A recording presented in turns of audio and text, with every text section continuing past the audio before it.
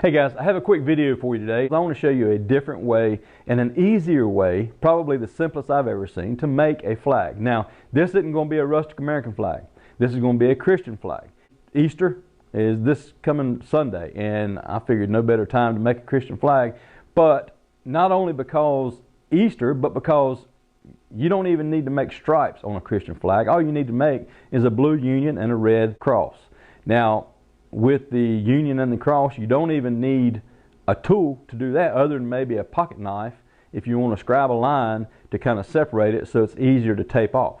So if you got a pocket knife and some tape and a piece of wood like this, you can make a Christian flag. This is the flag I chose to make because Easter's coming up and because it's the simplest I can make. Now, I've had so many youth reach out to me recently. Now, one in particular, a young man, 14 years of age. I talked to his dad, and this young man ordered some stencils. He wanted some stencils because he wanted to make a rustic American flag. Now, he don't have access to tools at home. He was going to make these projects at school, and school's closed because of the pandemic. So I wanted to figure a way to make something happen for him and all the other youth that are out there watching these videos. So I'm going to try to explain this real quick, and then I'll get to the nuts and bolts of it. But you go to your big box store, you look for the 20-inch by 6-foot glued up panel. These panels can be used to make tabletops. They can be used for pretty much anything. All they are is one big piece of solid wood once they're glued together. Now, if you don't have the tools at home to cut it and split it to make two pieces, then tell them at the store. More times than not, they'll be happy to split it for you. Just tell them you need it 36 inches. They'll cut it 36 inches. You'll have two flags, or two boards for flags. Now, if you want to make a rustic American flag, which is 19.5 by 36, then just tell them to take ½ inch off of it, or just measure it, make sure it's not 20 inches, make sure it's 19.5 inches. That ½ inch will make a difference with your stripes. On a Christian flag, which is what I'm going to make, you don't need to worry about that. That ½ inch isn't going to matter. You ain't going to notice it. You can make one cut, split it, and you got enough for two flags. And if you're going to make a Christian flag, you'll need a knife and some tape and some stain, and that's it. So now, I'll show you how I made the Christian flag. Check it out. Now, these panels are covered in plastic. Doesn't really protect it a lot, but it does keep it from getting wet. Once you get the plastic off, check the panel for imperfections. There's usually imperfections on one side, but the other side is usually good to go. Nice and smooth, ready for working. If you chose to cut the panel yourself, go ahead and mark 36 inches. Once you have it marked, use a knife to scribe the line. You may have seen me do this in another video. This helps prevent splintering while you're using the saw. Also, if you'll mark the back side or the side with imperfections and cut along that line, it won't matter if it does splinter up there on the back. So now I have one cut to make, and it's time to get out my dad's old Rockwell circular saw.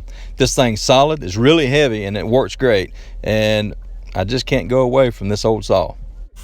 If you're going to cut on a table like this, make sure you have something under the panel to keep the panel off the table. I have boards here that lifts it up about 1.5 inches. Also, make sure the blade depth is set just so that it cuts through the panel. Once I had the panel cut into two 36-inch pieces, I got out my stencil and made a couple marks so that I could mark the union. I then used a straight edge and marked the height and the width. I also used a straight edge when I was scribing the lines with my pocket knife. Scribing the lines will help prevent bleed over from the stain because you can stick the edge of the tape down into the line. Now here you have two options, to torch or not to torch. I wanted a more rustic looking flag, so I decided to torch this one, but if you don't have access to the torch or the proper tools, don't worry about it. You don't have to torch it. You can go ahead and start staining at this point. But if you do torch it, remember, torching is much like painting. If you're using a spray can to paint, you don't want to stop moving. If you do stop at any point, you'll have a run or a sag in the paint. If you stop moving with the torch at any point, you will have a dark spot or a burn. And as you can see, this panel torches just like a regular piece of wood. I have used plywood before, and I'll still use it on a much larger project, but for the smaller projects, I prefer these panels. Now it's time to tape off the union so I can apply the Minwax Marshmallow White stain.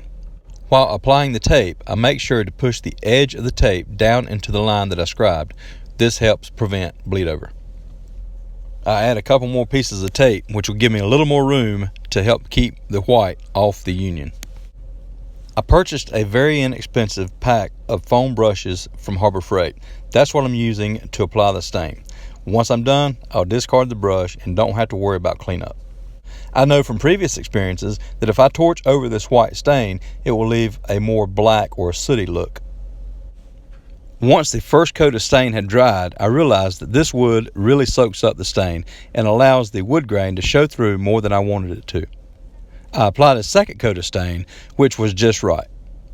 Once the white stain is dried, I remove the tape and I use my stencil to mark the cross inside the union. Now I will apply the tape to the white stain just outside the union. Before applying the tape to the stain, rub the tape on your shirt. This will accumulate enough dust or fuzz or lint to help keep the tape from being too sticky and damaging the stain afterward. Now I will use a straight edge and my pocket knife to scribe the lines around the cross. Now that I have the cross taped up, I can apply the True Blue Minwax stain. Remember to stain away from the tape edges. This will help prevent bleed over. When removing the tape, if you can pull back at a sharp angle, it will help prevent causing any damage to the paint or the stain. I use my pocket knife to lift the edge of the tape on the cross. Once I have that tape removed, I can start retaping around the cross using the same technique by rubbing the tape on my shirt to prevent damage when I remove the tape later. Here I'm applying the Scarlet Minwax stain. Once you remove the tape from around the cross, you're ready for the clear coat. I used spar urethane and spray can, and I used one coat. That seemed to be sufficient for this flag. However, I decided to do something a little different with this Christian flag. That meant I had to get out the Dremel tool. I'm using my Dremel 4000 with the flex shaft extension, and I'm using a 105 carving bit. Now, get the dust off of it, hit the carving with a torch, and I'm ready for the clear coat. Now, as you can see, it's a rustic Christian flag, but it's a Christian flag nonetheless. And had I not broke out the Dremel tool because I can't leave well enough alone, it would have been the simplest, easiest, quickest flag I'd ever made, no doubt. Now, if you don't want to make a Christian flag or do anything religious, by all means switch it up. Put some stripes on it, put some stars in the union. The union is the same size, and you'll have a rustic American flag. I am going to make a rustic American flag video by using one of these panels and show you how I do it.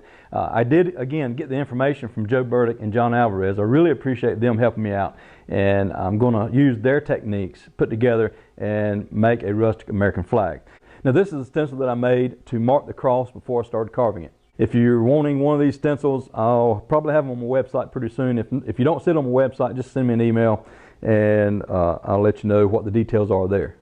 But that's not why I'm making this video. I'm not trying to sell stencils. I want to show all my viewers, young, old, whatever, I wanted you to be able to know the simplest way to have a project to do there at your home. Now, once you lay this project, this piece of wood on your table, then your imagination can run and you'll think outside the box, and who knows what kind of flag you'll make. I suggest if you do it, get on Facebook or Instagram or any social media, post it, share it, so that other people can have the same idea and run with it and let their imagination go, and we can make all kind of cool stuff. So during this pandemic, try not to get down. Be positive, creative, and who knows what you'll come up with and be able to share with the rest of the world. Thanks so much for watching, guys. Have a great day.